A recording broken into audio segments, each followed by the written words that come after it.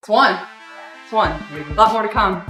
Shout out our fans. Absolutely incredible. Thank you guys for showing up, showing love to all my teammates. We appreciate you. More to come. The Chicago Sky just learned a tough lesson. Don't make Caitlin Clark wait 7 months to play basketball. After her longest break from organized games, Clark came back strong with a historic triple-double, something never done in a WNBA season opener, leading the Fever to a huge 35-point win.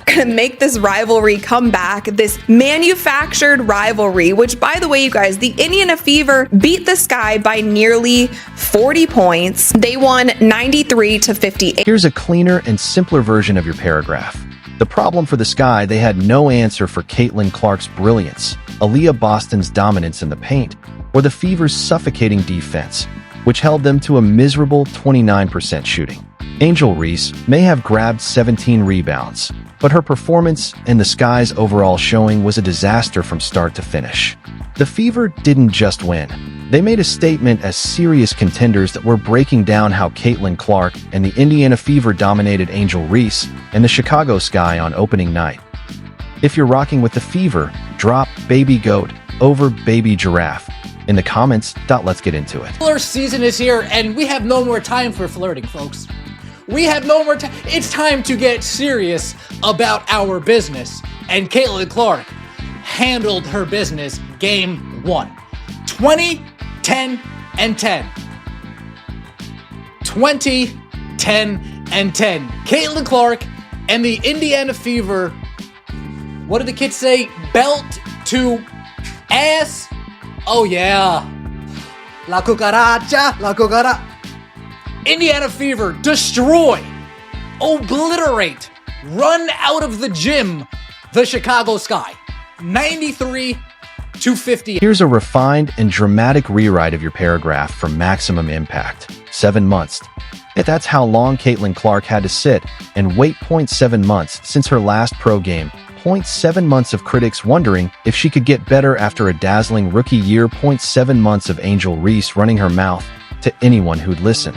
The wait is over, and Clark made sure everyone felt it. Does it feel like it's been an eternity since you played a game that counted, or does it feel now that it's gone by fast? It feels like it's gone by fast, yeah. Which I didn't know going into the offseason of how exactly it would feel. I feel like just yesterday it was January and I was itching for like this first game. I was like thinking about this moment, and I mean, you think it will take a long time to get there, but it doesn't. If you just, stay consistent in what you do and follow your routines and, you stay busy, it comes pretty fast. But yeah, it didn't feel slow. I feel like this moment has raced up on us. Imagine what that wait must have felt like for someone who's played basketball her whole life. The offseason dragged on, slow and heavy, as the questions piled up around Caitlin Clark. Could she handle the league's physicality? Would she clean up the turnovers? And most importantly, could she turn the Fever into real contenders? The pressure was building.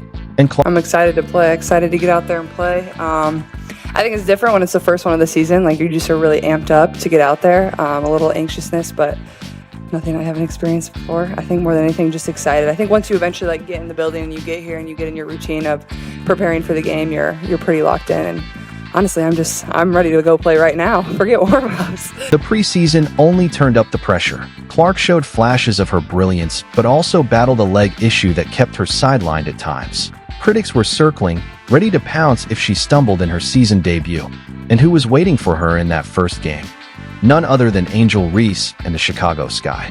But let's be honest, only Reese and the media treat this like a rivalry. Because Caitlin Clark, she has no rival. Rivalry is great for sport. Like, I understand that. I grew up loving rivalries. Like, I grew up in Iowa State. That's like a pro matchup in the state of Iowa. Like, I understand that. Or whether it was my high school team, like, I still hate our rival high school, Valley High School. Sorry, I'm sure there's a lot of people from Valley High School that love me and support me now. I appreciate that, and I appreciate you guys, but I wasn't your biggest fan. I didn't like the Tigers growing up. So my parents, my grandfather was the football coach growing up, and Valley was our biggest rival. It was the biggest class in Iowa. And I was taught to, growing up, if we were driving by the high school, to hold my breath because I couldn't breathe that air. From the opening minutes, you could tell something was different about Caitlin Clark. The hesitation that crept into her rookie season? Gone. In no more second guessing. No more overthinking. She played with a freedom we hadn't seen since her days at Iowa, like she was back in college, dominating everything in her path. Her first three-pointer? Pure, clean release. Full confidence. Then came the no-look passes that froze defenders in place. The rebounds ripped away from taller players.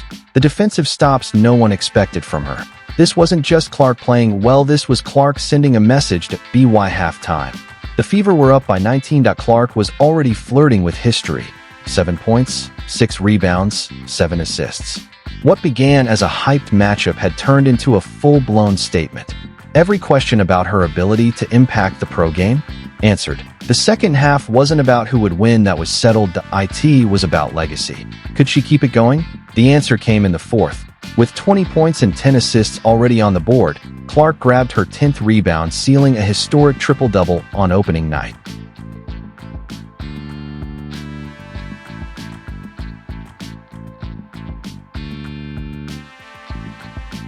No player in WNBA history had ever recorded a triple-double in a season opener, not Diana Taurasi, not Candace Parker, not Sue Bird, but Caitlin Clark did.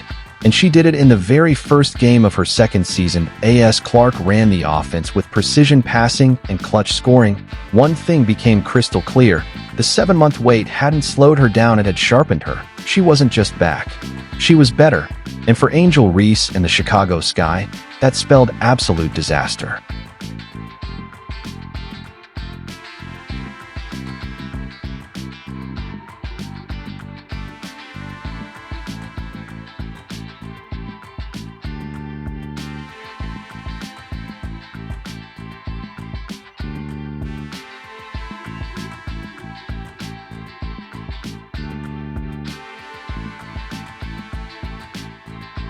Here's where everyone got it wrong. While most expected Caitlin Clark to light up the scoreboard, nobody saw the Fever turning into a defensive monster overnight. Chicago came in thinking they were geared up for a shootout. Instead, they walked straight into a nightmare. The Fever weren't just scoring, they were suffocating. Anything, like as a player, you approach the game the same every single time, or you should. That's how you should approach every single game. You prepare the same way, you come ready to play, whether it's the team that's last in the league or the team that's first in the league. It doesn't matter. I think for the fans, it's great. They love it. And Chicago is the closest team to us. We bus there usually, so I get it geographically. But I think for our team and our group, it's, we prepare the same way every single game. But I expect today to be an awesome game. From the opening tip, the Fever swarmed the Sky like they had 6 defenders on the court. Every shot was contested. Every passing lane was clogged. Every drive met with multiple defenders. The Chicago players couldn't find any rhythm or space to work with. They looked completely lost. All right, y'all. Hey, good stuff. Okay, we did a lot of really good things. I thought our defense was really good. And when we had lapses, we played through possessions. All right, so we made things happen. Y'all, overall, just hell of a